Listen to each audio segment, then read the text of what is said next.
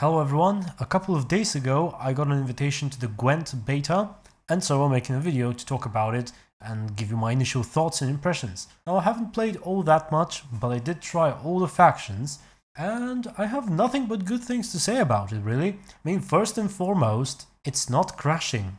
During the stress test, prior to the release of the beta, I couldn't finish a single match, it would always crash. So the game is very similar to the minigame in The Witcher obviously, but there are a lot of changes. They've added a lot. Now, first off, they've changed all the factions to where now they're much more unique than they used to be. Also, another major change is it seems like they've removed the spy cards altogether. I couldn't find a single spy card in any of the decks. For those of you who are not sure, the spy cards are those where you place it in your opponent's side of the battlefield and you draw cards. Instead, they added card draw after every round for all factions. What I played the most was the Northern Realms, and they have quite a few changes. There are many cards now that either buff or debuff. That's basically you play a card and it either increases the strength of some of your cards or decreases the strength of some of the enemy cards.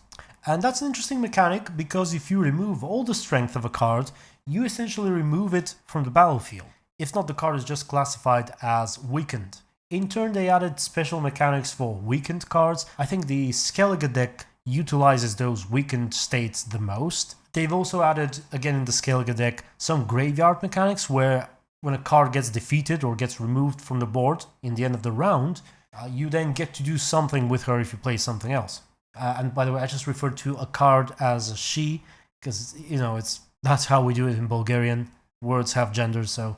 Let's see, what other factions are there? There are the monsters, where there's a lot of RNG involved with your passive. Some people have said that it's a bit OP. It's the passive where one of your cards is randomly chosen and it stays on the board for next round. It also works on gold cards. Now, while the monsters are still primarily focused on melee, there are some cards that are immune to the frost effect, you know, the debuff that sets all melee cards' strength to 1, and you can have some interesting plays with that. There are also breedable cards that can multiply, as well as foglets, which are played automatically when any weather effect is played.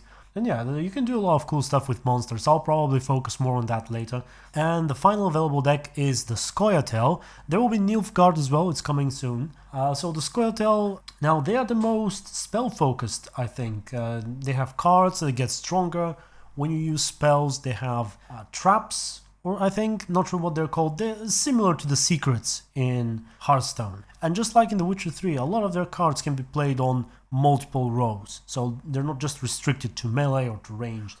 So like I said in the beginning, the game's been improved a lot from The Witcher 3 variant, and I've next to nothing bad to say about it. There is also a cash shop now active in the beta, and the developers have said that they are not sure whether or not they will be resetting the progress of players in the beta, and if they decide not to reset it, obviously you'll keep all the purchases and all the cards you've gotten, and if they do decide to make a reset, then they will refund all purchases.